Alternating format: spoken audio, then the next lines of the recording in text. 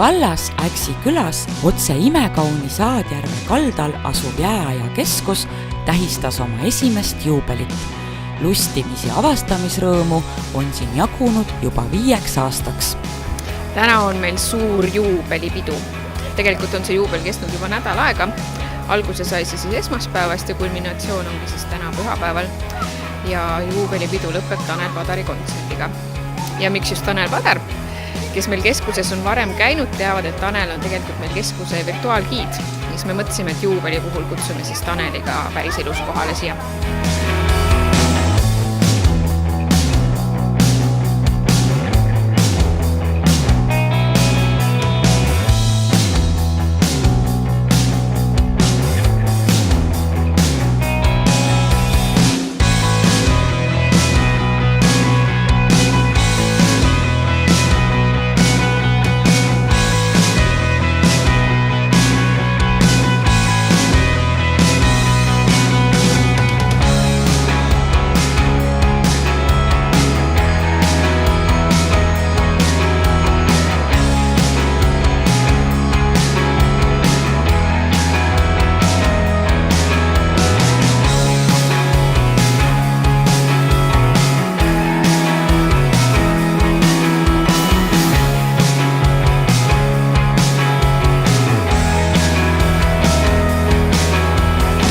Jääaja keskus on siis kogu perekeskus, kus on tegevus tegelikult igas vanuses laste ja täiskasvanute jaoks. Selle 5 aasta jooksul me oleme uuendanud neid eksponaate, mis me ise vaatame, et vajaksid uuendamist, kuna tehnoloogia areneb. Nüüd kohe varsti me avame ametlikult enda värvimisseina, mis on siis selline 3 suurest seinast koosnev sein, kuhu me lubame lastel ja täiskasvanutel joonistada. Päris ausalt lubame joonistada. Kui me seda seina mõtlesime, siis oli variant ka see, et teha see selline nutikas lahendus, aga me mõtlesime, et neid nutikaid lahendusi ja ekraani on nii palju juba igal pool, et proovime natuke teist teed. Ja praegu me oleme katsetanud seda ja tundub, et lastele väga meeldib see.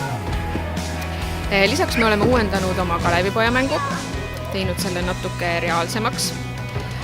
Nüüd just selle nädala algusega avasime fotoboksi, kus siis külastajad saavad ise endast pilti teha koos meie mammuti, koopalõvi või jääkaruga ja selle pildi saab siis endale mälestuseks kaasa.